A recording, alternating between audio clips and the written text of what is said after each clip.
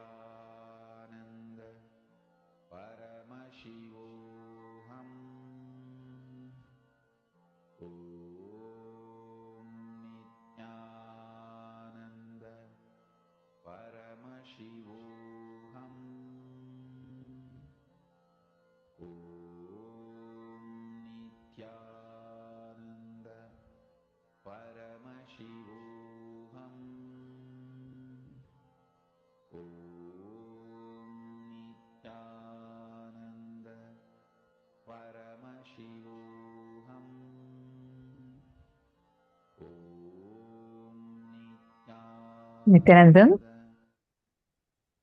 I hope all of you had enough time to do the power manifestation. Now the time has come for us to enter into our most awaited part of the day. I shouldn't say the most awaited because all of us are just waiting for the darshan, but one of the most coveted part of the day, like everybody wants it, which is learning about Vedic astrology. Please look around, make sure your friends are here. If anyone is not here, please do give them a WhatsApp broadcast message them on WhatsApp right away so that they do not miss out on this. Take a moment.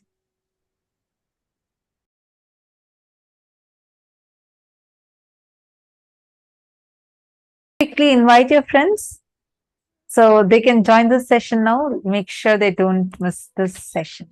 Now let's enter into the session where Swamiji is going to be revealing on Vedic astrology. After Arunagiri Yogeshwara taught me the knowledge, Jyotish. Please understand, in Hindu tradition there are two.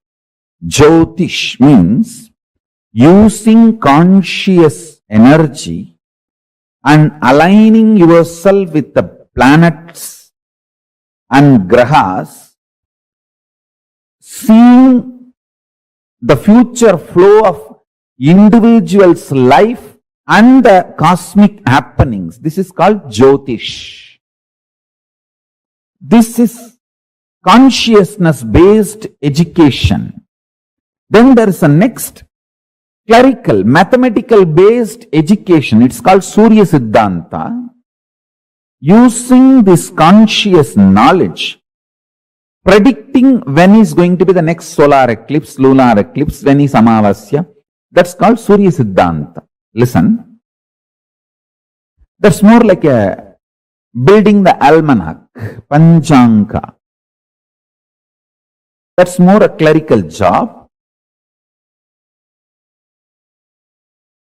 Surya Siddhanta, of course, has multi-layer. This penning down the almanac is one of the important component of Surya Siddhanta. My Guru Raghupati Yogi, he was trying to teach me the Surya Siddhanta after Arunagiri Yogeshwara initiated me in Jyotisha. So, my Guru used to, in charcoal and chalk piece, both, he will draw the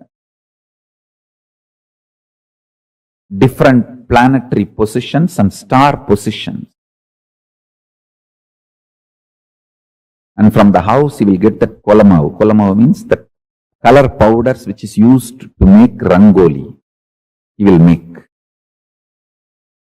So one day he was trying to explain how the multiplication of numbers as per the infinite logic. Listen. The binary logic's multiplication, all of us know. Whether you call it 2 plus 2 is 4, 2 into 2 is 4, or 3 plus 3 is 6, 3 into 6, 3 into 3 is 9, All this belongs to binary logic.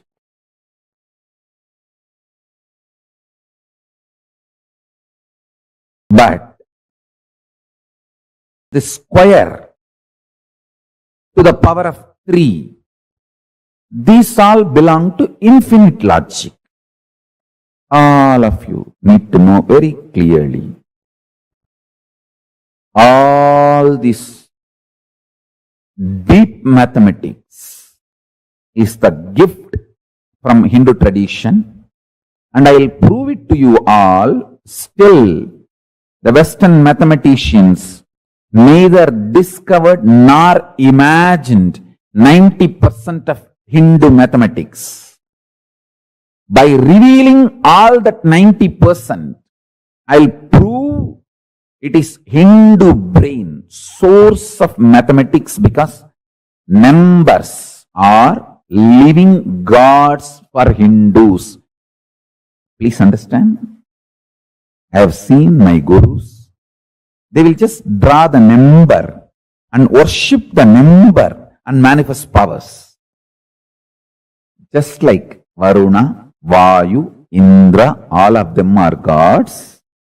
Just numbers are gods. Please listen.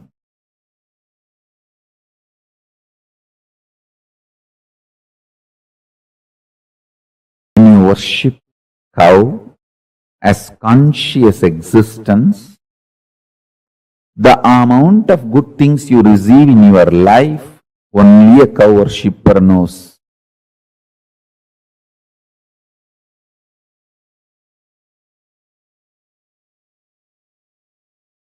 Same way, if you worship the Bhuma Devi as goddess, the amount of good things you get, only a worshipper knows.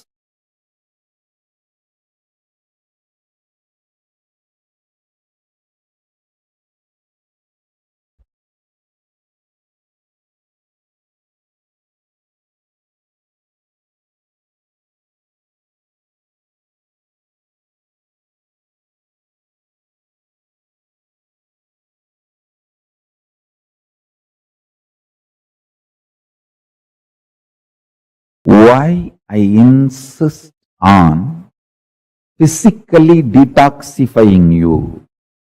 Because if you physically detox yourself, you can grasp what I mean when I say numbers are gods. I have seen just in copper sheet, my gurus, they will write the numbers. Worship that number and reveal the great principles to me. Not only that, just by worshipping that number, they will manifest powers.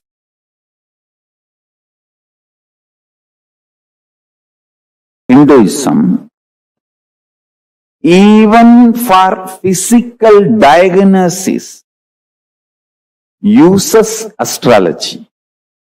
If you go to a real Ayurvedic doctor, you see, all Ayurvedic doctors who are rooted in original tradition, whether Ayurvedic doctor or Siddha doctor, the traditional, authentic, scripturally educated, empowered, entrained Siddha doctors or Ayurvedic doctors, they will basically know the Jyotisha, because Jyotisha is Anga, part of Ayurveda science.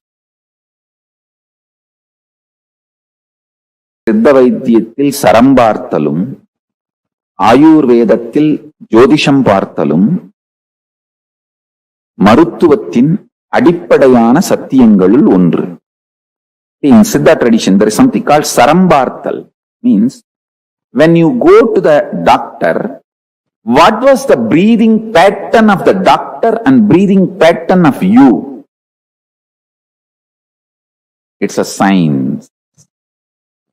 And what was the pattern of the planets?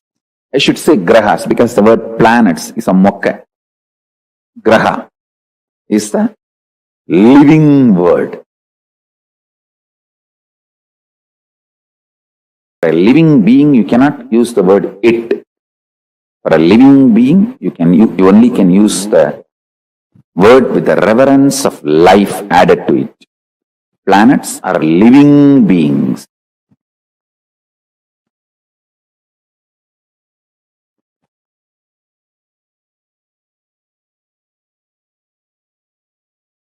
Yadu Pashita Manya Janmani Subhasubham Tasya Karmanaha Bhaktim Vyajayati Shastramedat Tamasi Dravyani Deepa Iva. Lagujatakam, Sloka 3. This branch of science, the Hora Shastra, reveals the good and bad results earned as fruits of karmas done in past lives. Like a glowing lamp reveals the objects placed in darkness. Since this Shastra throws light, Jyotish, upon the karma in store for an individual to experience in his life, this Shastra is called Jyotish Shastra. All religious rituals of Hindus are guided by the lamp called Jyotish Shastra. All physical disease diagnosis is also guided by the Jyotish Shastra in Hindu tradition. If you go to a doctor, Ayurvedic doctor, Siddha doctor, you will first consult your horoscope and study your nadi and saram. Only then will start the treatment. Jyotish Shastra, also known as Vedic Astrology, is the oldest of all sciences. Its history is traced back to the Vedas, whose rishis, by the expansion of their consciousness, which is the real Jyotish that lights up everything, were able to download, understand, reveal the science of Jyotish Shastra. Surya Siddhanta.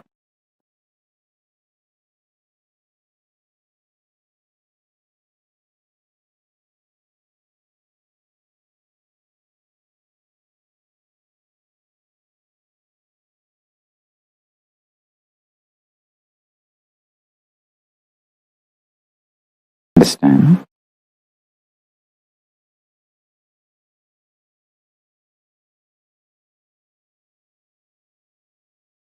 If you start cognizing the element of consciousness in you, you will start respecting your swatantratva, ability to will and manifest, and you will start recognizing the same ability to will and manifest in planets, plants to planets. Then you will start developing reverence for life everywhere. Living with a tremendous love, reverence for life everywhere is only described by Isavasya Upanishad as Ishavashyamidagun sarvam. If you think you are just a matter, you will look at the whole world just as a matter. If you realize you are consciousness, then you will understand the whole thing which exists as consciousness. Ishavashyamidagun sarvam.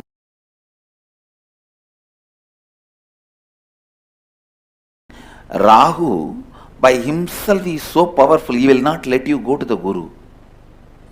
He will delay it as much as he can.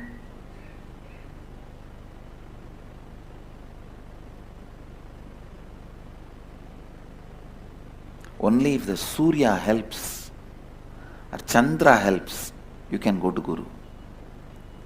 Especially if there is a Rahu, bad Rahu, Only with the Surya or Chandra's help you can go to Guru. Otherwise, Rahu is so powerful, he will do all, what to say, Rahu has no compassion. I have seen he will even break people's legs and hands so that they will not be able to travel and come to me. I have seen Rahu doing that. He will put them in some bondage. He will break their legs and hands.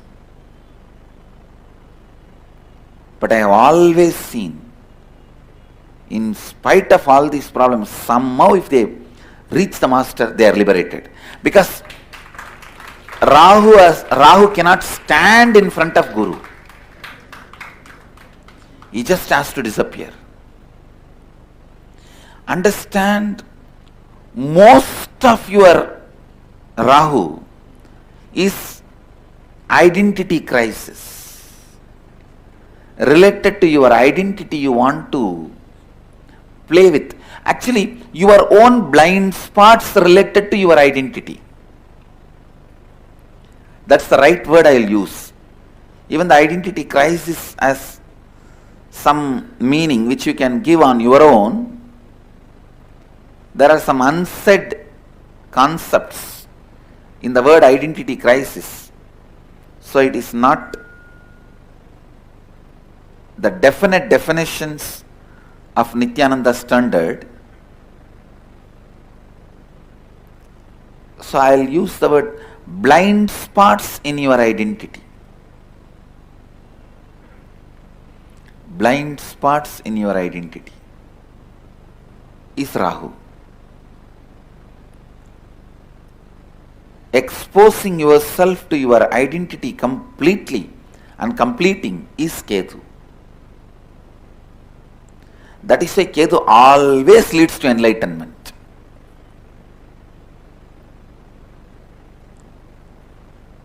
If Ketu is there, please understand, all of them are great energies.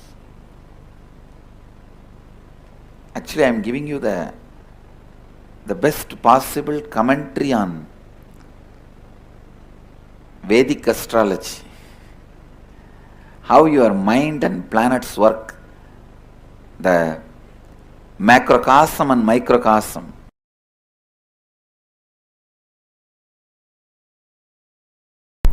From the level of Shushruta, the visionaries, great visionaries, and in India we had a great tradition called medical astrology or astrology medicine, where Varahamigira, the great masters, they will study even the nakshatra and grahas and time, and then based on that they will give medicines. Even all that was used for diagnosis. So somewhere all these understandings internalized medical system, which will be the greatest gift to the world from India. Let's hope and work on it.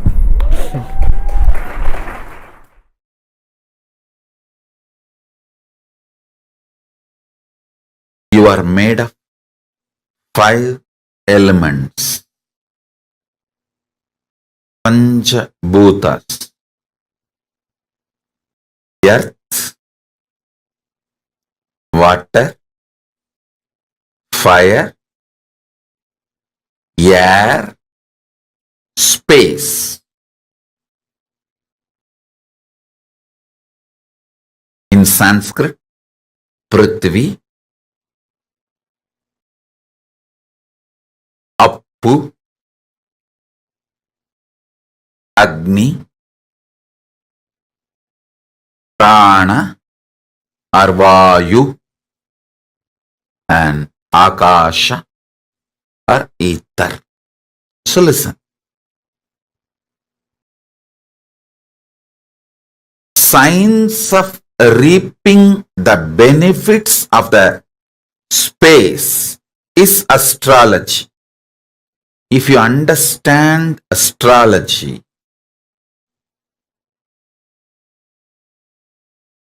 every day you can see success, because morning itself you will know in which direction if you put your energy, you will continuously get success. Listen, astrology is not to put rules on you, but to give you the profit loss warning. Listen carefully. Look at astrology only as the secret insider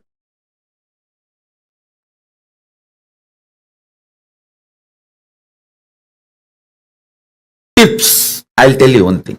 Understand this one example. In Wall Street Journal, what is going to happen tomorrow? Which stock is going to go up? Which is going to collapse? If you get the tip tonight itself, like an insider trading, what will happen? You will become billionaire in 24 hours. Same way, astrology is insider secrets of cosmos. Do not look at astrology as restrictive. The 5 elements. Knowing about the astrology empowers you in your space. Akasa Tattva.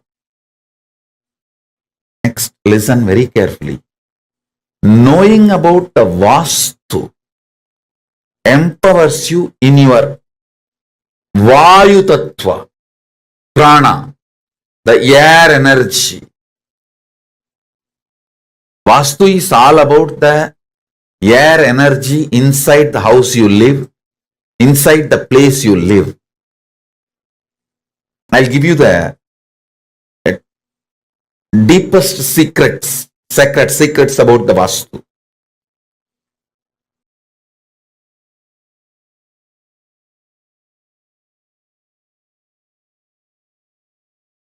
In your own house, sit in southeast, you will feel fresh whole day.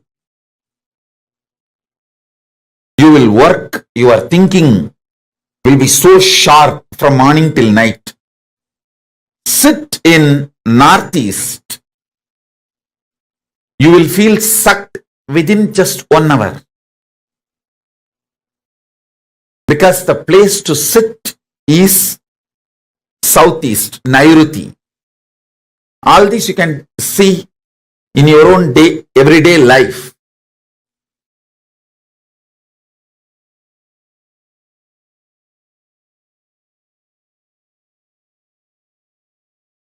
I'll give you more detailed secrets about the Vastu. Understand the fundamental. Vastu is all about the air, Vayu Tattva. Agni. Agni in you, the fire element in you, can be mastered by the proper havans, yajnas, homas.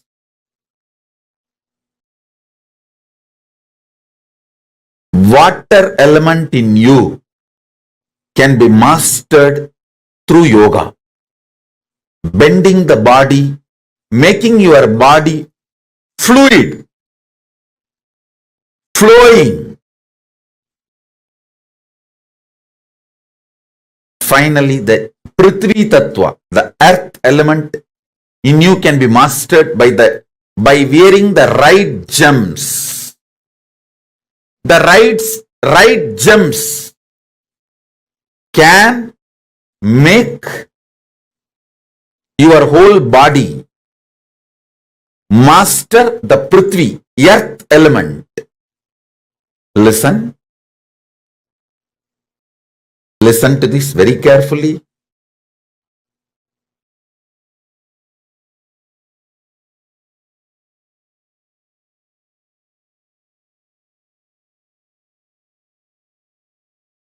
astrology will empower you from Akasha. I'll give you some of the basic understanding. The sun. Let me bow down to Navagrahas. Receive their grace by praying to them, offering ourselves to them, requesting them to reveal themselves to us.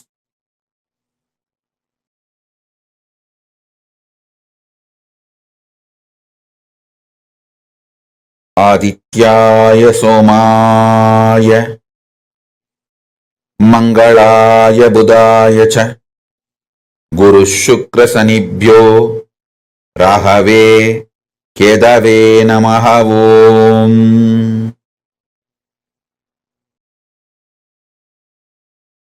Adityaya Somaya Mangalaya Budaya Cha Guru Shukra Sanibhyo Rahave Kedave Namaha. Listen.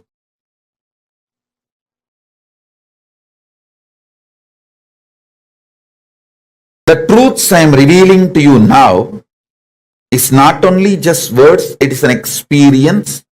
It will enter into your system.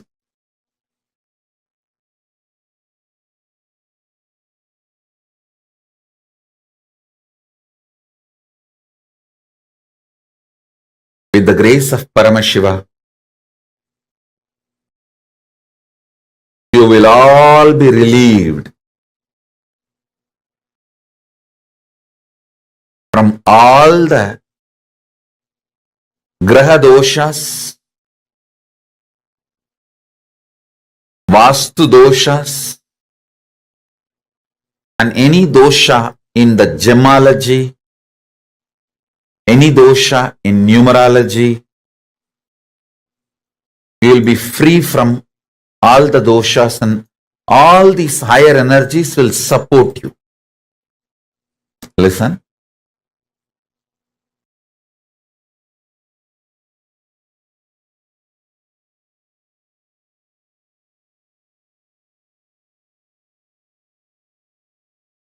Sun, Aditya, sun energy is an enlightening energy.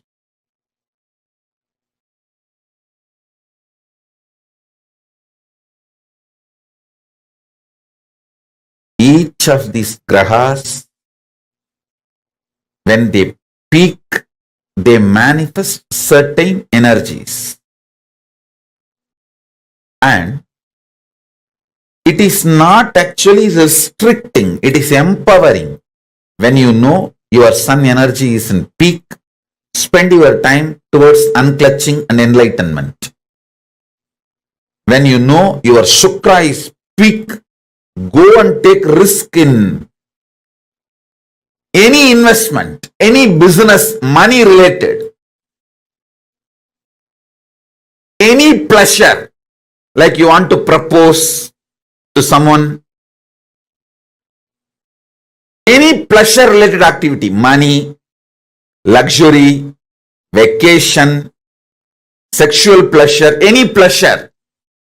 When Shukra is high, simply you will manifest it.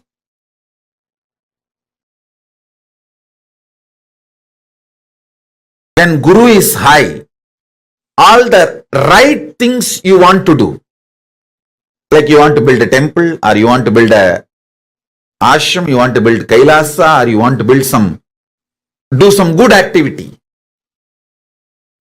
When Guru is high, it will be successful.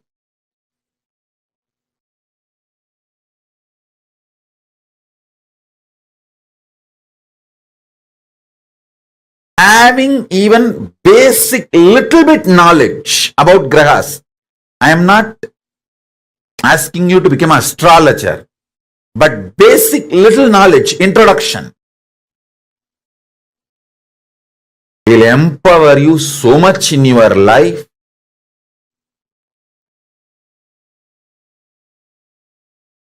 You will be so successful. your efforts will not be wasted. You will have the maximum productivity in your life.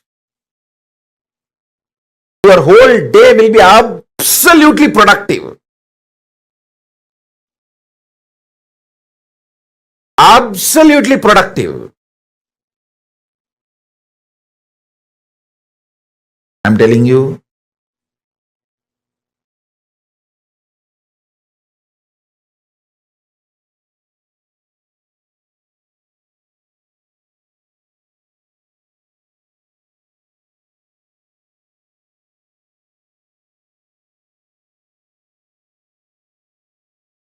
Whenever your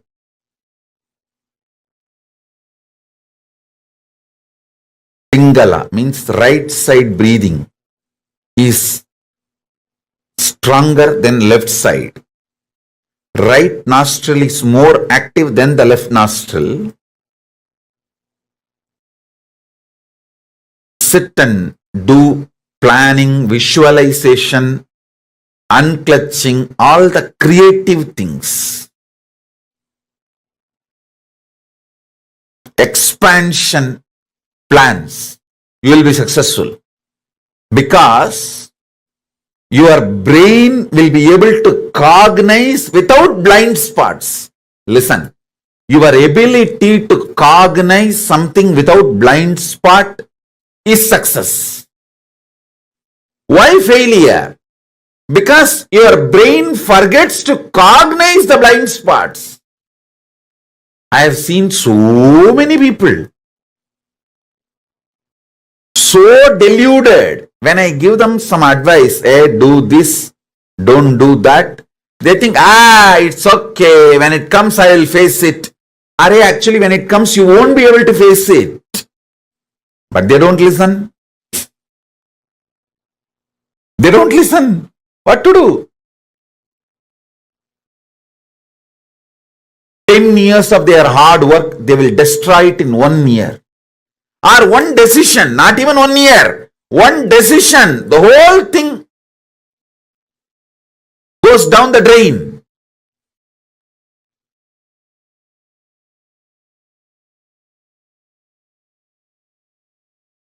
Even though I told multiple times to multiple people, I have seen when they have Guru Kripa means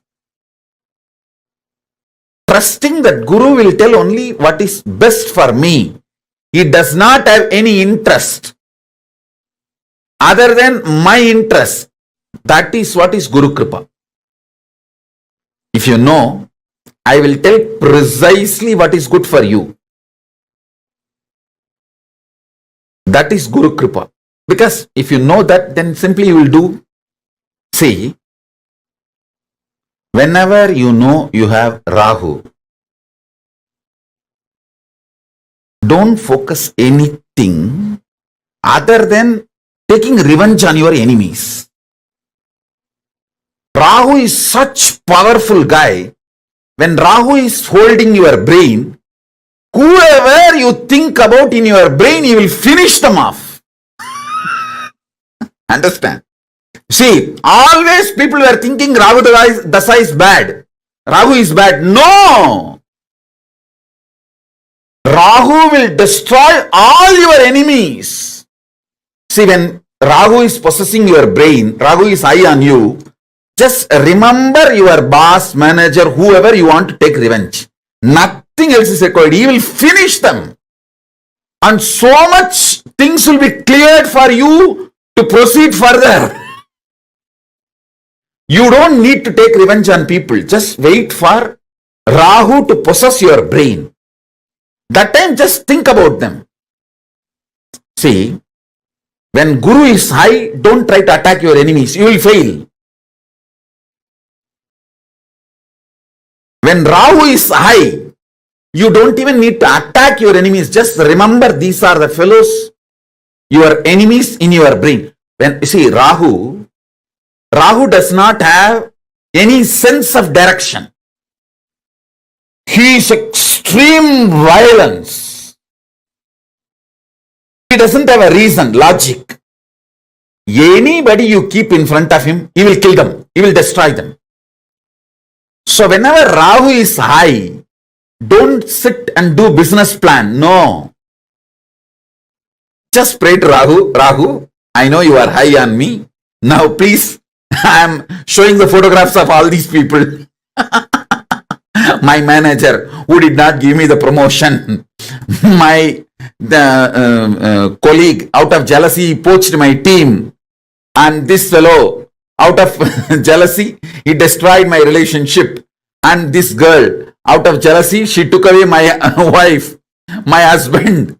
And all those people, you keep them in the stock when Rahu is high on your energy, which is supposed to be the bad time. All astrologers will tell you, oh, when Rahu is high, just keep quiet, don't do anything. I tell you the secret. When Rahu is high, meditate on all those fellows whom you need to destroy. Think about all the fellows who you need to destroy in your life. See, he will do the job for you.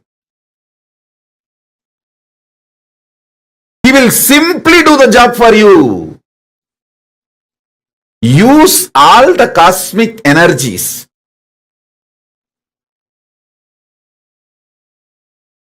Use all the cosmic energies for your success. That's all. Ketu is absolute compassionate. Whenever Ketu energy is high, build new relationship. Hire more people for your team. Make new friends for your life. If you want to start a new relationship, start new relationship. All the compassionate, love, expansion, knowledge-centric, creative, do when Ketu is high. When Ketu is high, he will do everything knowledge-centric.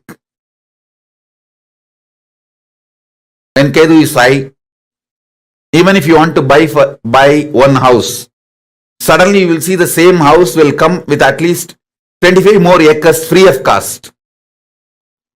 If you want to buy 20 acre, for the same cost, you will get 2000 acre. Ketu is that kind of person, that kind of energy. Please be very clear. Rahu is bad only if you show your head to him. If you show your enemy's head to him, Rahu is good for you.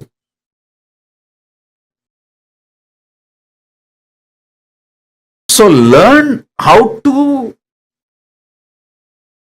use Rahu. Buddha is the pure intuition. Whenever the Buddha is high, go do what your intuition reveals. Listen.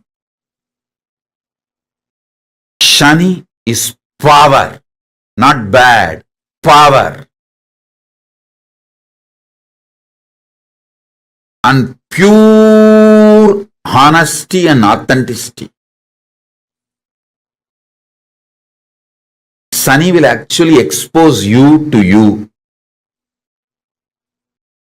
That is why he is called Dharmakaraka, who teaches Dharma, righteousness.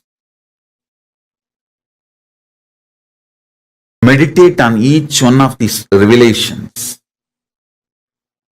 You can easily use the powers of grahas. Powers of grahas. You can easily use the astrology in your day-to-day life. See, most graceful, protective, managing everyone and making the whole thing happen is Guru. Ultimately, if you connect with the Guru Graha, he is considered as a Subhagraha, most powerful Subhagraha. He will somehow plan, and make it happen. That is the beauty of Guru. Even if you have messed up 100 times with the 200 things, he will somehow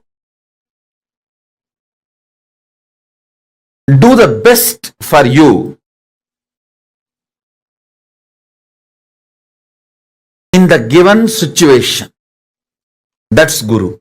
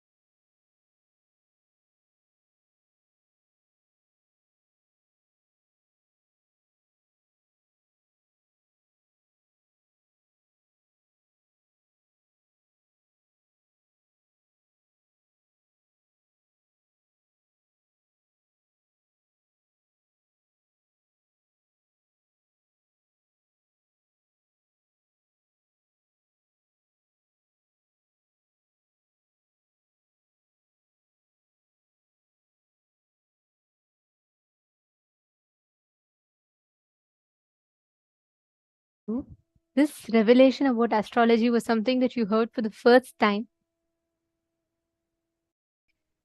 The way Swamiji revealed, always we are taught as, the planetary positions cause some negative impact in our life.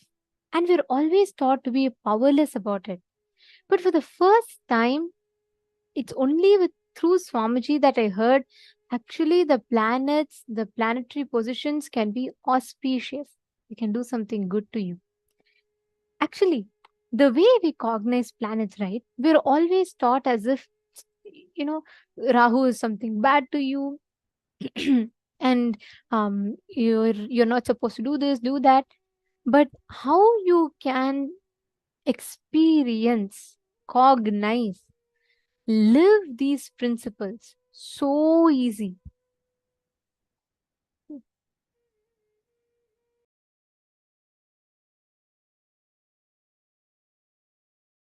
Okay.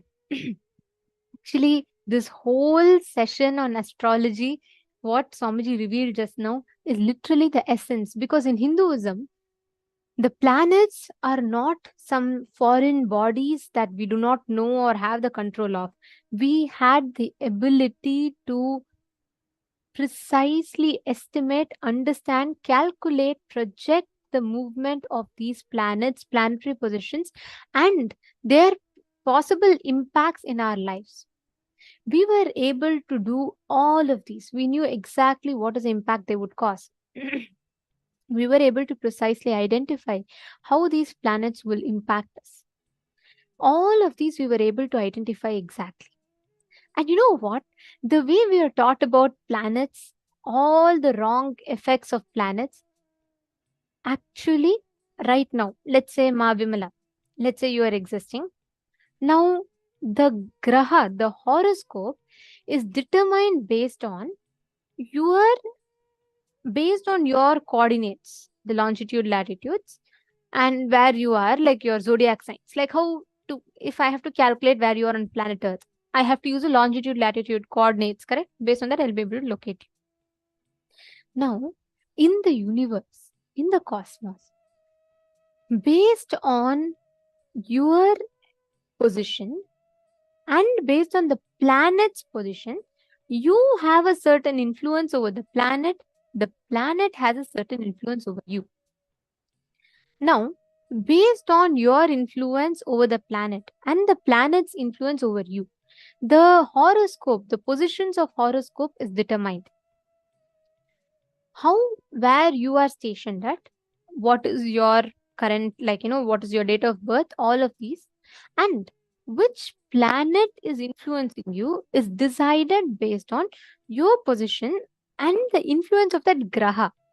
And let me be very clear, when we say planets, the Navagrahas, the 9 planets, we are not talking about Earth, Mars, Venus, Jupiter, etc., etc., etc. No.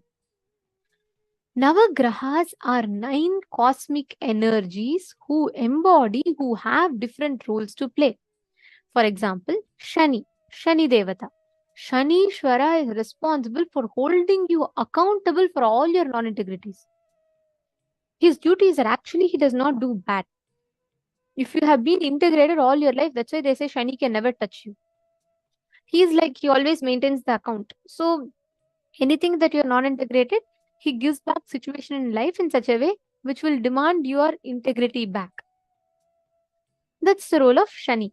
Like that, each of these Navagrahas have their different roles to play. Based on their roles, based on how they exist, the roles that they play, that determines which Graha you are in. That is why we say, sometimes we tell, right, that, oh, you're having Shani is high now, Guru is high now, Ketu is high now. This determines. And listen very carefully. Each of these grahas, they have absolutely no negative impacts over you. Because we are trained to think, oh, they're negative, we are trained to respond that way. We think, oh, okay, this graha is negative for me. Actually, there is no such thing as grahas. No such thing as negative doshas. The doshas do exist. In Hinduism, the concept of graha dosha is there, but the understanding we have about graha doshas are not based on the planetary positions as such. It is based on the actions. That's why we have something called prayashitas, shraddhas that we do. So for each graha dosha, we do a certain prayaschitta puja, which will help us rectify. What does that mean? We learn to harness that energy, utilize the different frequency of energies in the right way.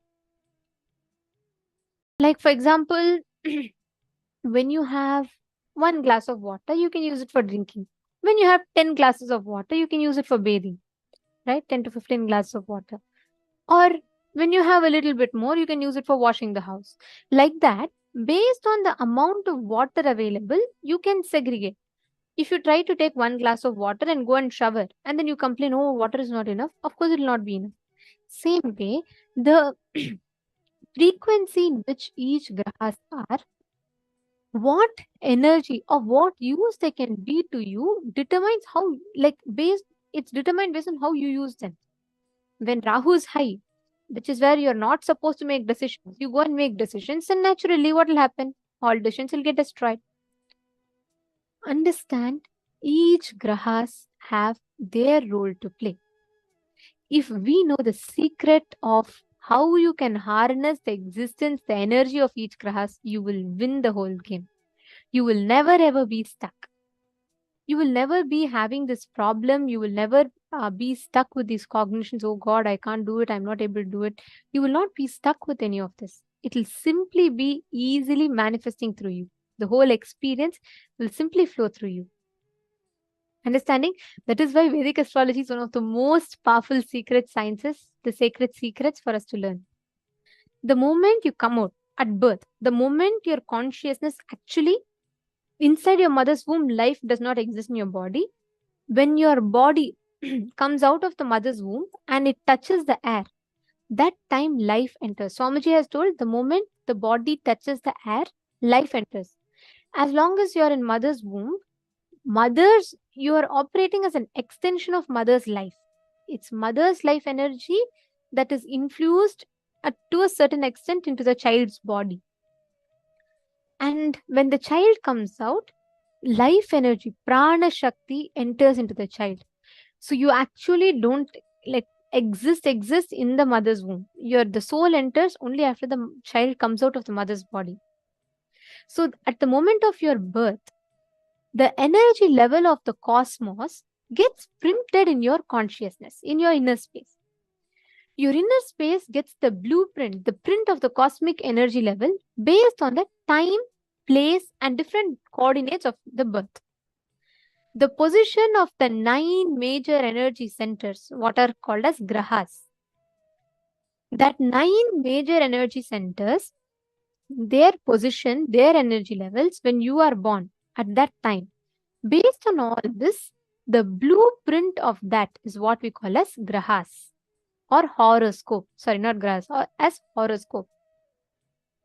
So, Vedic astrology is all about using the conscious energy, aligning yourself with the planets to see the future flow of individual's life and cosmic happenings. For example, based on your birth, let's say your Vrishchika Rasi, your nakshatra is Anushta or Jyesh nakshatra or Anuradha nakshatra, anything. So, Vrishchika Rasi, Jyeshta nakshatra, you are born at 7:30 p.m. Monday on May 10th or May 7th. Now, whatever different date that you're born, place, and let's say you're born somewhere in southern India, based on all these different details that you give, all these different coordinates are used.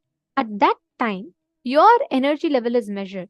Based on that, the horoscope is drawn, and understand, just by the horoscope, you can predict your future. You will know exactly what direction your life will be. You will know precisely how the flow of your life is going to go. It will tell you, like, for example, if you are supposed to have 4 children, if you're supposed to have an education in a very reputed university, if you're supposed to take sannyas, your horoscope will have the blueprint of the path of your life clearly embedded in it. These astrology, Jyotisha Shastras are not a joke.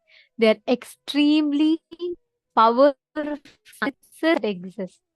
Are all of you understanding?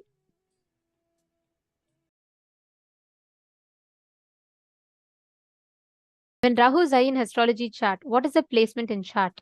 Ma Terry Ratter is asking.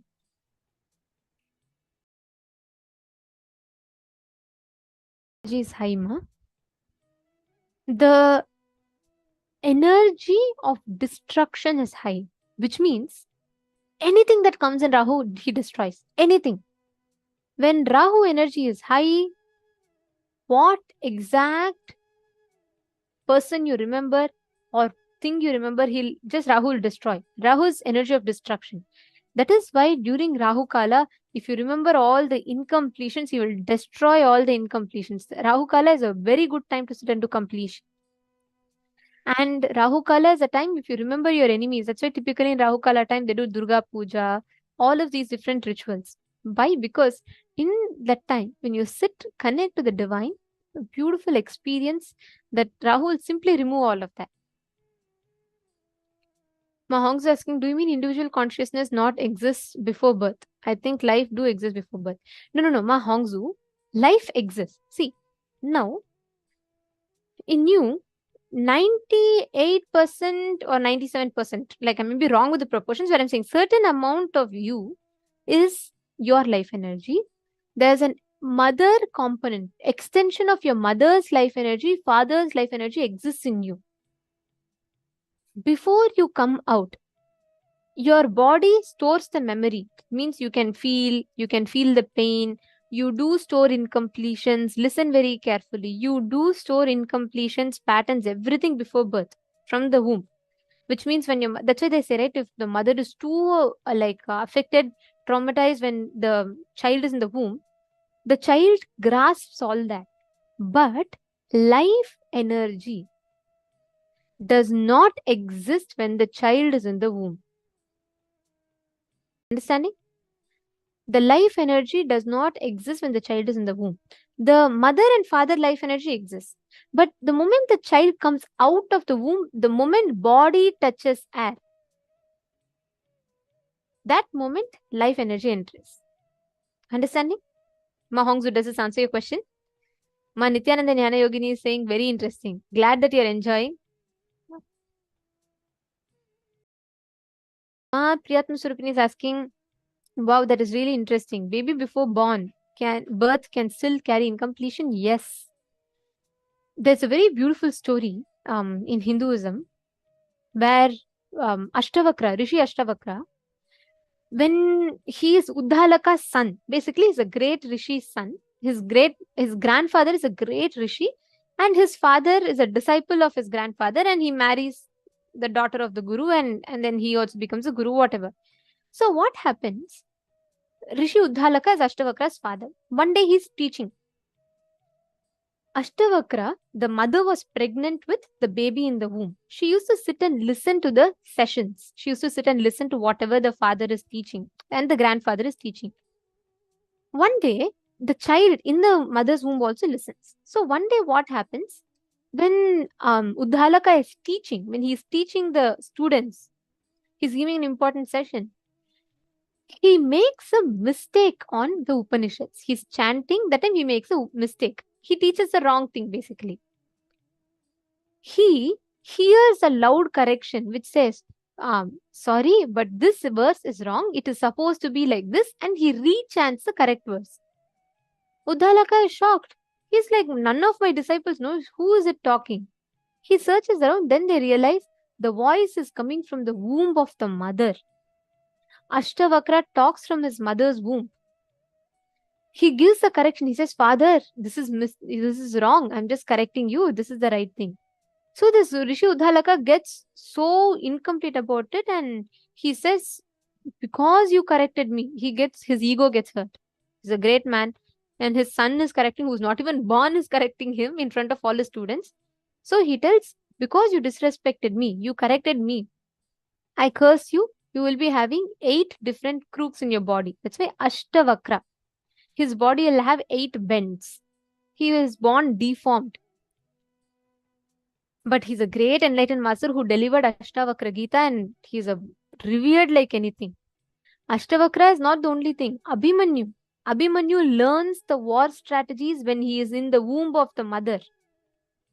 That is why, if you notice Abhimanyu's story, we will understand so precisely how this works. Because Abhimanyu is Arjuna and Subhadra's son. Arjuna is a great warrior, hero in Mahabharata. Actually, what happens is, Abhimanyu, when Subhadra is pregnant with Abhimanyu, she is sitting and Arjuna is teaching something called Chakravyuha, a very, very complicated formation, military formation. And what happens is that when he's listening, the mother falls asleep. The mother falls asleep halfway while listening to the whole thing. And the kid learns half science. The kid learns half the science. He learns about how to enter into the Chakravyuha. Krishna is teaching Subhadra basically about how to go through the Chakravyuha, everything. And Subhadra is listening awake. She's awake, she's listening, she's trying to understand whatever. But along with her, the child in the womb is listening. But here, if you notice, right after Subhadra falls asleep, halfway she sleeps off. So she learns the science of entering into Chakravyuha, but doesn't listen to the science of coming out of Chakravyuha. So even before birth, the child, Abhimanyu, who is born, is trained with the knowledge of warfare, skills, everything. He is coming out of the womb as a warrior. Mahabharata very clearly records it. And when he comes out of the womb, what happens is, he learns he knows now how to enter into Chakravyuha. But during the Mahabharata war, he does not know how to exit out of Chakravyuha, because he only learned the science of entering into the Chakravyuha, and he gets killed. Understand here, it's very interesting. If the child had its own independent consciousness, 100% by itself, it could have listened even when the mother fell asleep. Because the life in the child was an extension of Subhadra, that is why when Subhadra fell asleep, Abhimanyu could not understand anything further. He could not grasp it, because it was not independent life energy. His individual soul had not entered it. When you come out, when the body touches the air, only life energy enters into it.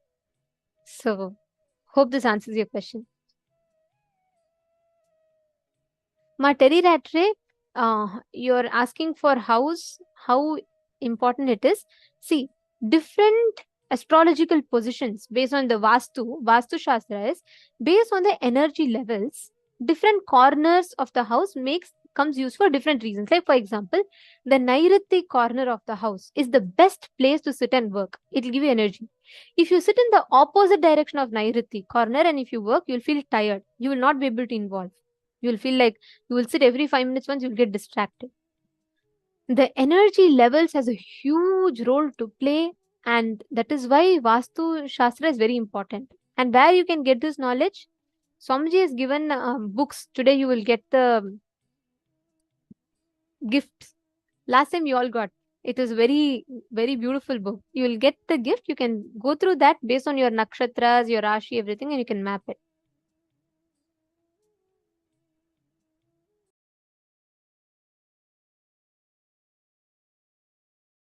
Ma Nitya Prema Tavasi is asking an interesting question.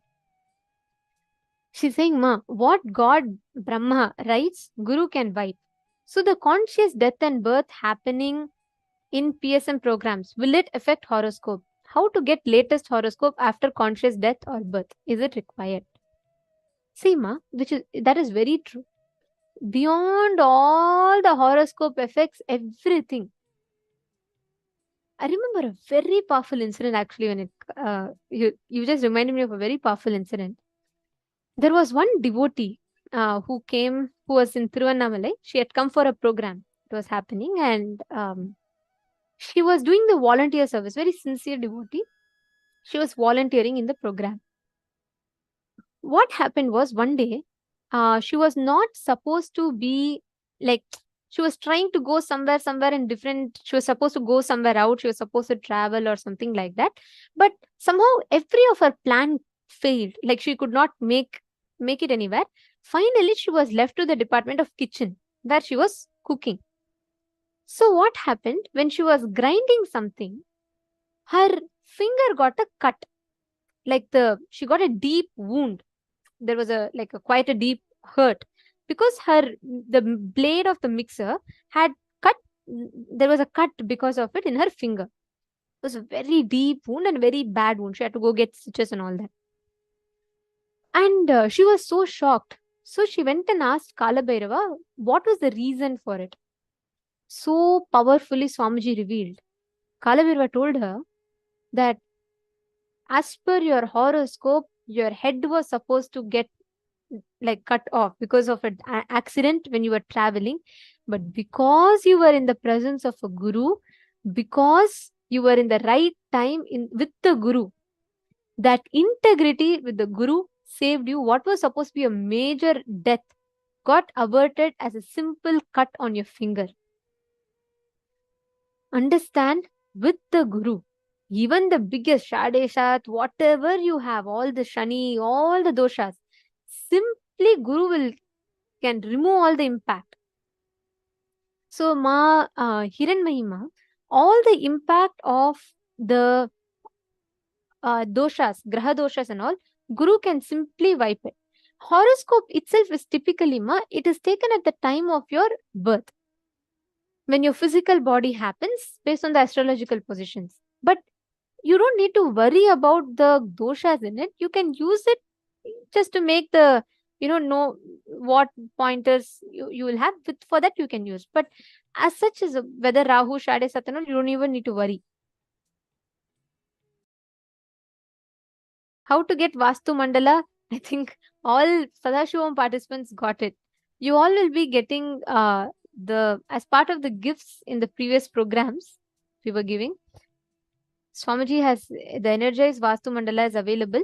It will be available on our Amazon store online. We will share the link with you all. Just give me 24 hours. I'll revert to you with the link. There are a lot of questions coming in. Okay. I request everyone to come and settle down as well. Dear participants, can I request all of you to settle down? Before we discuss further, I'd like to give you all a few minutes to write down this. Right after this, let's discuss. Okay. I'll surely answer all of your questions. So I request you all to write down the impact of each planet, what you're supposed to do when that planet's energy is high. Please take a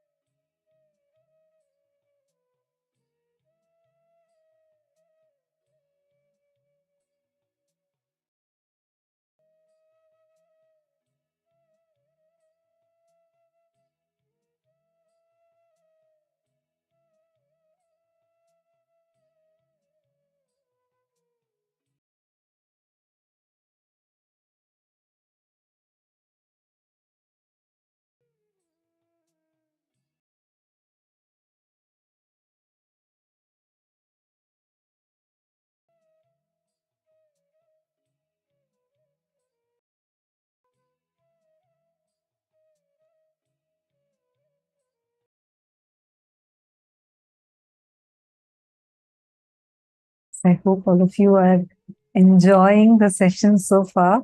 We're having a lot of questions that are coming.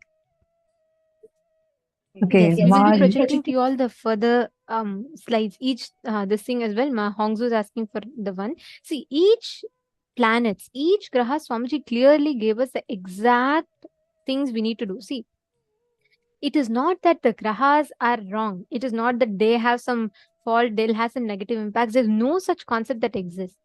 Because if you just know the science of harnessing their energy, you'll be successful. That is what Swamiji has revealed to all of us through this session. It's such an interesting session. I mean, just this one session, the knowledge that Swamiji gave to all of us. First thing, Aditya, when sun energy is at its peak, you should spend time towards unclutching. When Shukra is at its peak, any pleasure related activity, money, luxury, vacation, because anything you want, Shukra will manifest it. So you can go on doing any pleasure related activity that you want to do. When Guru is high, the right things for life, like for example, building a Kailasa temple, or you want to be a part of this thing, you can do all of those activities that will give you the best result. And next, Rahu energy. When Rahu energy is high, as Swamiji was explaining, if you do the completion process during the Rahu Kala, you will simply be successful. Take a moment, you all can take a note of it. Rahu Kala, you should do completion process. Next is Ketu, absolute compassion. Whenever Ketu energy is high, if you build new relationships, hire more people for your team, make new friends for your life.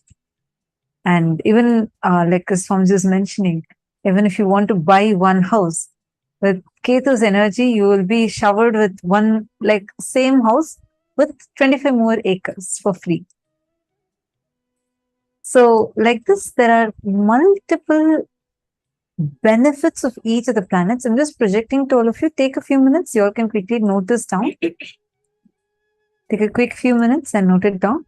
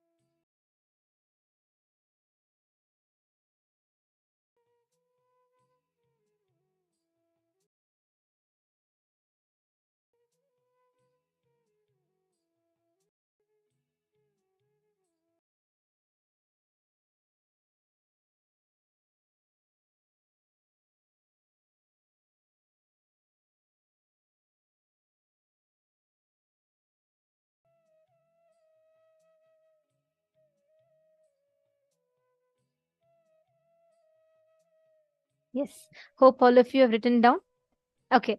Now, see, please understand all these Navagrahas, the way the mandalas, each of them exists. You can harness their energy to make the best decisions in your life. Ma Lucy Jian is asking, Ma, can we use the different planets against one another's effects? For example, when Graha peak energies for Rahu is high, can we destroy or prevent a negative event that was itself predicted or would occur by other planetary positionings? Or similarly, can we use Ketu, love, compassion, energy to renew or amend a relationship that was predicted to break by the planets? Absolutely, yes. See, the thing is, Navagrahas, the Jyotisha, is not a definitive thing. See, it does not say, like, oh, this is what will happen. It is a pointer for you. That's what Swamiji beautifully tells. It is not like a hard set book of rules which will say, okay, this is what will happen, and this is what is bound to happen. But it points out, based on the time of your birth, the level of your consciousness, the conscious energy, the energy of the nine grahas, which are not the physical planets in itself, the impact of the grahas, the energy of them on your consciousness. Based on that impact, the blueprint called horoscope is drawn. Now, based on that horoscope, they act as a pointer. For example, it will tell, based on your birth chart, so and so time. If you take a career which has more like, if you take a career that is going to be in help of others, like if you do social service, then that will be very, very helpful to you. If you try doing business, money making oriented career, it will be unsuccessful. It is a pointer to you. But if you still will to go ahead and make with money making career, that's up to you. The freedom is completely yours. Similarly, when certain energies are high, like Swamiji beautifully explained, when Rahu is high, connect to Rahu and ask any incompletions to be destroyed. Simply all the incompletions will be removed, whatever you visualize. When Ketu is high, whatever were the good things that you want to pray for, you can ask. So you don't need to, it is not that, oh, Rahu has already had a negative influence, so Ketu will not be able to give positive influence. It doesn't. That moment, how you harness that available energy is what matters. Seema, the energy of the planets, it is not meant for, it's not like you can cancel out one another, but see, because all of them give a particular possibility, like the way how it needs to occur to you. Like the other, just some time back, she was mentioning an incident, how for a devotee for whom it, like literally her head was supposed to cut off and she was supposed to die. That was the karma and that was what was supposed to be happening during that phase. But because she was in the presence of the Guru, it got reduced to just her finger getting cut off.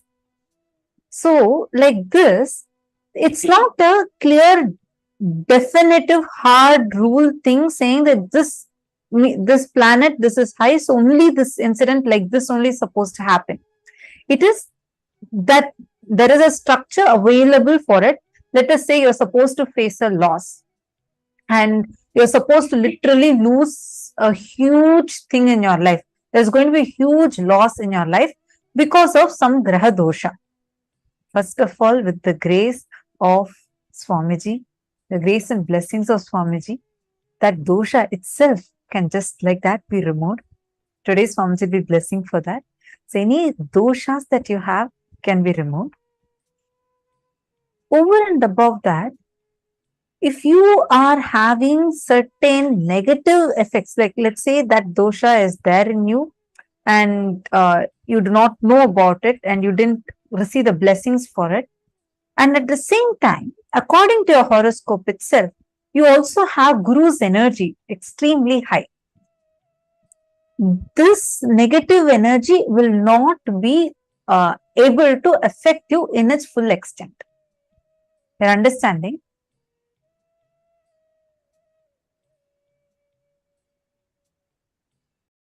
Okay, there are so many questions that are here. So nice to see, first of all, so many of you intensely participating. And I just also wanted to announce to everyone that in just a very short time, we are going to be having the live darshan of Swamiji, starting experiencing Swamiji as Bhagavan Lingodbhava Murti. As a follow-up question to the previous answer that I had shared, Ma Hiranmayi had asked that she's saying, so I had shared the story of Abhimanyu with you all, right? So Ma Hiranmayi had asked, Ma, I heard in Bhagavatam that Prahalada is in mother's womb and was saying, chanting, connecting to Narayana in mother's womb. And he was responding to Narada, sage Narada, although the mother was asleep, but sometimes. But Abhimanyu could not. Why and what does it mean? So actually, Ma, the answer that I had given was for the question of Ma Priyatma Surupini, where she had asked, see, Swamiji revealed, life does not, there is no soul in the baby when the baby is in the mother's womb. When baby exists, it functions out of as an extension of mother's life energy and father's life energy. That life energy, it's an extension. It is functioning as an extension of mother's life energy. Now, when the baby comes out, the consciousness, the soul enters. But within the body itself, all the memories, everything is stored. It could observe in the muscle memory, biomemory level. That is why many times when kids go through trauma, when they go through painful incidents, the hurt, the pain, the suffering is all stored. The deep pain is all ingrained as incompletions in the child's muscle memory and biomemory. The moment the body touches air, prana shakti enters, the life energy enters into the child. Now, in what context I had given Abhimanyu story as an example was because kids can learn things from the extension of mother's life energy. Like, for example, as long as Subhadra was awake, Abhimanyu could grasp that the life energy was, she was conscious, she was listening. The moment the mother fell asleep, Abhimanyu could not grasp further because there was no individual independent consciousness in that. It is just an extension of mother's life. It's based out of the support of mother's life energy. The child is listening. Now, in case of Narada, in case of Prahalada, the Maharishi Narada was giving, Swamiji tells that Maharishi Narada was giving an Upanishad initiation, which had the complete conscious consent of the mother. She was not falling asleep. She used to fall into the space of Samadhi with all the intense teachings given. In case of Subhadra, Subhadra was not aware. Like, she was not conscious. When Krishna reveals to Subhadra, it was a conversation, and as Subhadra is listening to the conversation, she falls asleep. Which means the moment that mother's life energy extension is not supporting, the child could not further store because the independent life energy had not existed in Abhimanyu still.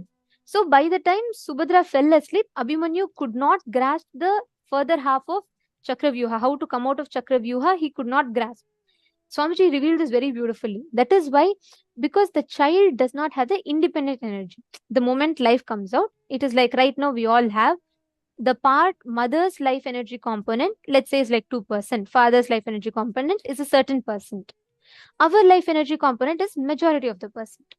When the child is in the mother's womb, the individual consciousness, the soul component is very less compared to that of mother and father. That is why when Subhadra fell asleep, that there's no independent intelligence to hold the knowledge, correct? So Abhimanyu could not receive the further knowledge. In case of Prahalada, first thing, mother had given the complete conscious consent. Narada was giving initiation. That's why Swamiji tells, even when pregnant women sit and fall asleep, the children consciously receive the initiation. Here, because the mother is giving the conscious consent, and actually at that time, Prahalada's mom was not falling asleep. In the initiation, when Narada was initiating with the Mahavakya to Prahalada, she was falling into that space of Samadhi. She was raising the frequency. And that's exactly what happens even during the initiation. When Swamiji gives the initiation, even whether if a mother who's pregnant, carrying the child, is sitting in the initiation, or sometimes even small babies or pets, when your pets are sitting in the initiation, your babies are sitting in the initiation. We may think it may look like they are sleeping, but they do not sleep. They fall into a kind of a trance. See, each of us have a different way of responding to initiations. Our bodies respond differently when the initiations are given. See, for a simple example, they say when Krishna was playing flute, the cows, just like that, without anyone else milking, they themselves used to, their body, the sweetness, and it is literally like an initiation, receiving initiation by listening to Krishna's music. They themselves would just milk without any other person having to milk them. Same way, each person, each being has a different way of responding to initiations. When you notice your pets or small babies, when they're just sitting in the initiation, they do not have a logic or mind or any of those. So directly they receive the initiation much powerfully than any of us. And they are raised to such high frequency. They enter a kind of a trance and they directly enter into the highest state of consciousness. They were learning about the 25 states of consciousness 2 days back.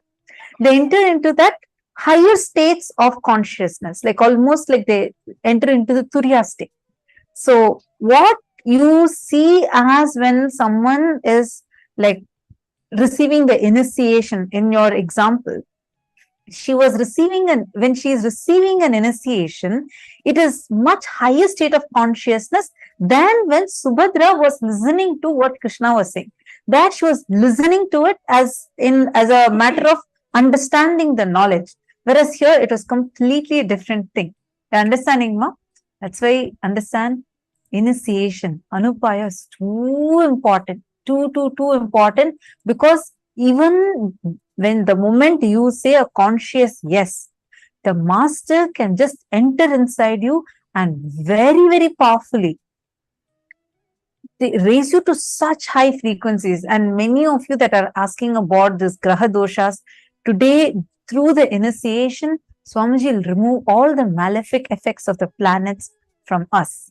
So any of you that want to get your graha doshas removed, or you have your family, friends who have these kind of doshas, like you see in their lives, you suddenly notice that there's some lot of things that they feel like it's like some kind of an unluck, or why is this even happening to me? Is it some kind of a curse? Like this, people, when they're going through such struggles, they do not know why such bad things are happening, negativity is happening in their lives. You should definitely invite them to come and be here. It'll, all your graha doshas, Swamiji will just make them disappear. And instead, the grahas will become your own friends. And they will also support you in your journey for Paramashivoham. Mavinata is asking, does it also apply to Pitru Dosha? Pitru Dosha, this is the initiation we had 2-3 days back when Swamiji was raising us to Pitraloka and removing any Pitru Shapa, Rishi Shapa, any kind of curses and the doshas that may have incurred because of Pitrus. So that was the initiation we had few days back. Ma? This initiation is different.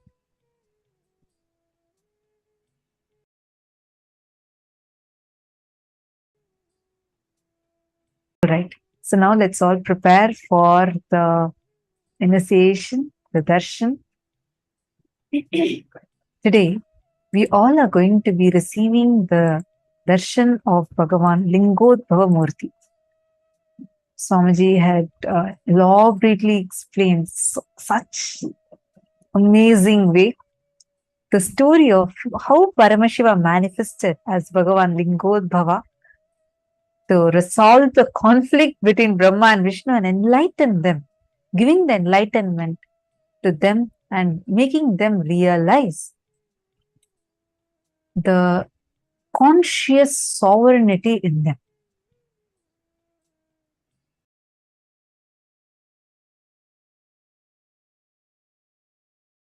Now we are going to be chanting the Dhyana Shloka of Bhagavan Lingodbhava Murti, whose darshan all of us are going to be receiving now. This is a form of Paramashiva where he assumes from formlessness to the form.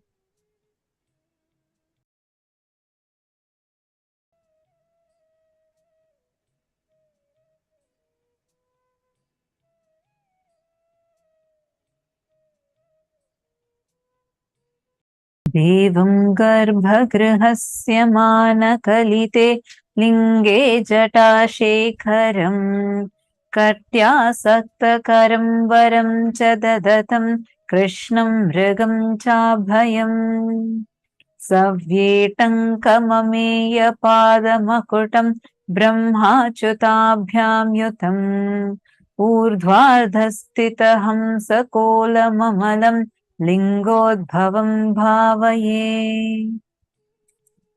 Let us all get ready now. This Dhyana Shloka is the description of the form of Bhagavan, Lingodbhava Murti. Now, through today's initiation, all of us are going to experience the conscious supremacy and conscious sovereignty being awakened in us. And we're also going to be receiving the initiation of any kind of negativity that is being caused in us or malefic effects that the planets or the planetary positions are having in our lives to be completely erased off from our lives. That is the initiation we all are going to be receiving today. And we are also going to be receiving the initiation where Swamiji literally awakens 9 points in our brain, which can directly connect to the 9 planets. So make sure throughout the darshan, you are here sitting clearly visible in the camera. If any of your friends, family members are not yet here, kindly invite them also to come and join you here. Please take a few minutes and invite everyone.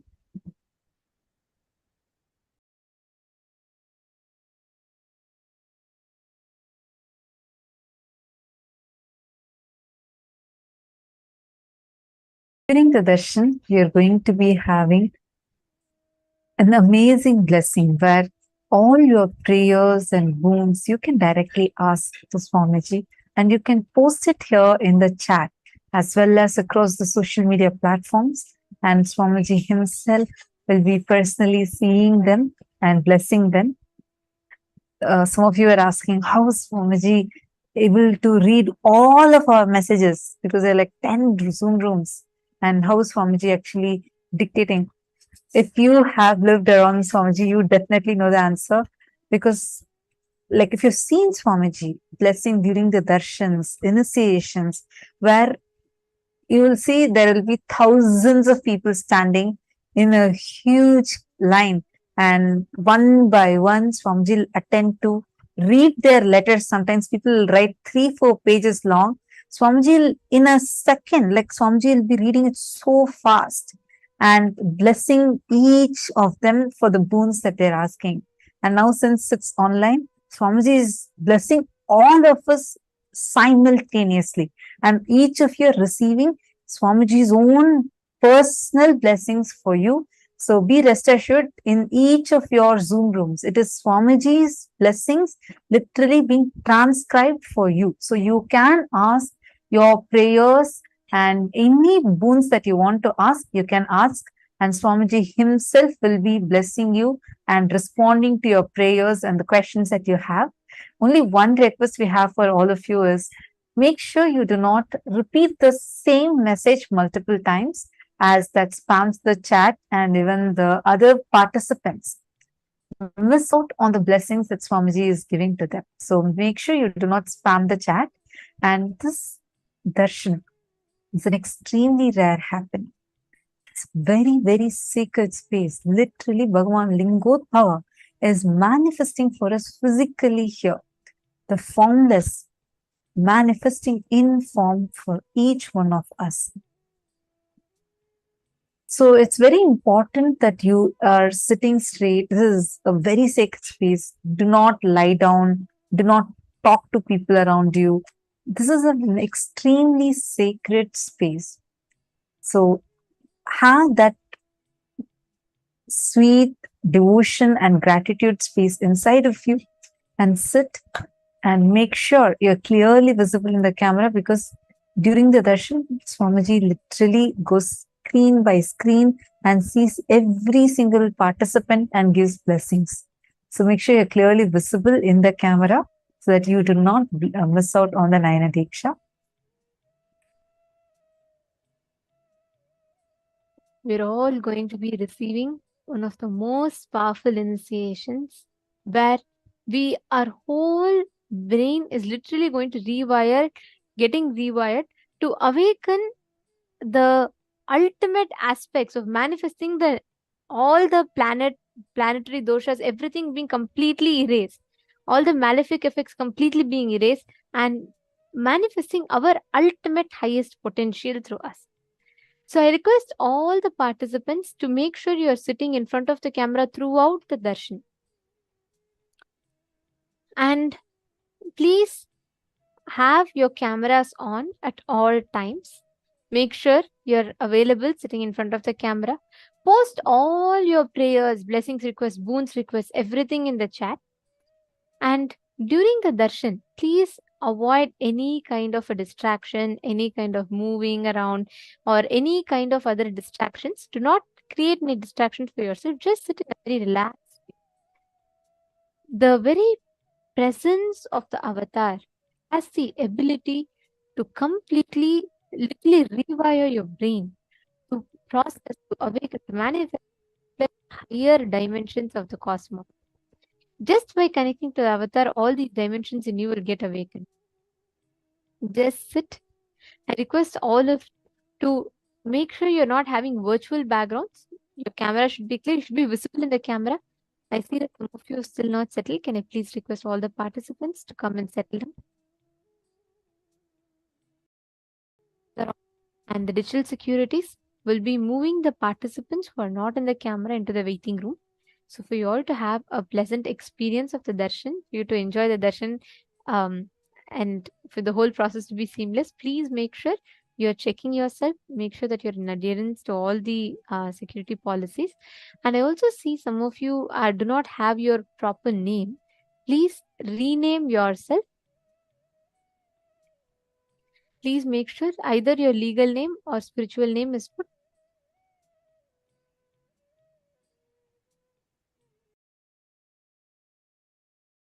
Ma Gokila has posted. I posted only once, and all my boons have manifested, and some manifesting, and some is in the process of manifesting. And very soon I'll share my experiences after getting blessings from Bhagavan. Just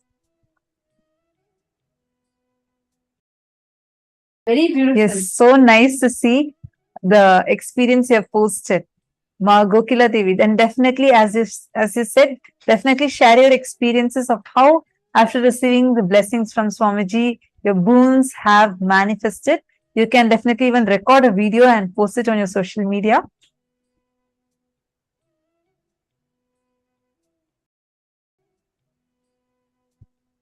Today, all of you that had attended, especially all the participants who had attended the entire day, you will see that today, during this initiation, actually today's sessions of Navagrahas are not over yet. What we learned is just one part of it. We are next going to be having the amazing knowledge of Surya Siddhanta. We learned about Jyotisha. The next, we are also going to be learning about Surya Siddhanta, the amazing revelations that Swamiji has revealed in Surya Siddhanta. So you will all see how now during the initiation, whatever we understood as cognitions, powerful cognitions, you will see so many of them suddenly becoming as your experiential, powerful cognitions. Like many of you are sharing, right? Now, even when you are sitting alone, just thinking, even in that level, you know, as an undercurrent, you have already started thinking about 14 lokas exist. Yes, that's real. Somewhere, even I'm existing in 14 lokas. that undercurrent. How now, after just by sitting in the initiations and receiving the initiations from Swamiji, so many of you had shared saying that has become your very thought process. It has started becoming your very thought process. Like that, all the cognitions that you have received today about how the planets are not our enemies. The planetary positions are not some conspiracies done against us. No. The moment you understand how it functions and that all the planets are only here to make you experience and manifest the ultimate space of Paramashiva, you will see how very beautifully you will start manifesting all that cognitions as your very experience. Like that undercurrent in you, all these cognitions will just like that be clicking and clicking inside of you. And also, when we sit during the darshan, right, literally we are lifted out of the space-time dimension as we know, lifted out of this whole matrix, and literally you experience the highest energy manifesting in you. That is why darshan does not have a past, a present, or a future. It just is happening eternally. There is no moment where a darshan is not happening. There is no particular moment that the darshan happened. There is no particular moment that darshan will not happen. It is just eternal. It happens in the now. It is not bound by time. Now, every one of you that are sitting here, as we prepare for the darshan, understand whether you might be sitting somewhere in Australia, you might be sitting somewhere in US, UK, any part of the world, China. The moment you sit here for the darshan, when Swamiji comes on the screen, when he is initiating, literally you are transcended out of all the time-space dimensions. And not just this, any malefic effects of the planet, any so-called doshas, whatever you are struggling with, just offer the prayer to Swamiji. He will simply remove all of that, especially today. And we're going to be having a very, very beautiful, powerful initiation. So I request every one of all of you to post all the prayers, boons in the Zoom chat. And if you have any questions, if you have any particular doubts that you would like to ask, request for the revelations on, please feel free to post it on Twitter with hashtag AskTheAvatar. Sorry, please post it on Twitter with hashtag AskTheAvatar. Now, let us all get ready to receive the darshan. We request all the participants to please be seated, settle down.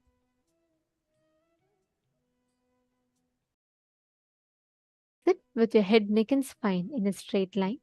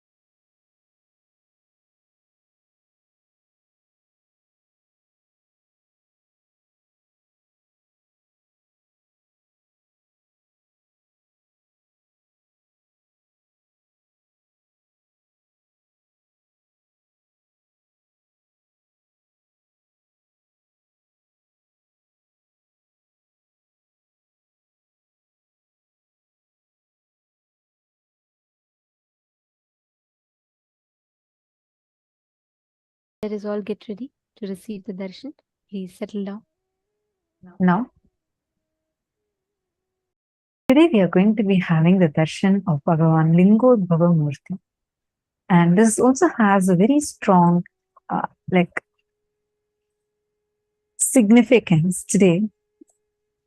Bhagavan Lingodbhava, when Paramashiva manifested as a huge light shaft, today Swamiji was explaining right in the sessions how Paramashiva gave a threefold promise as he is going to be available in Tiruvannamalai in three forms. One is as Arunachala, the hill Arunachala in the form of Arunachala, and second as Arunachaleshwara Linga, and third as a continuous living stream of avatars, living avatars, the Nijavataras, incarnations.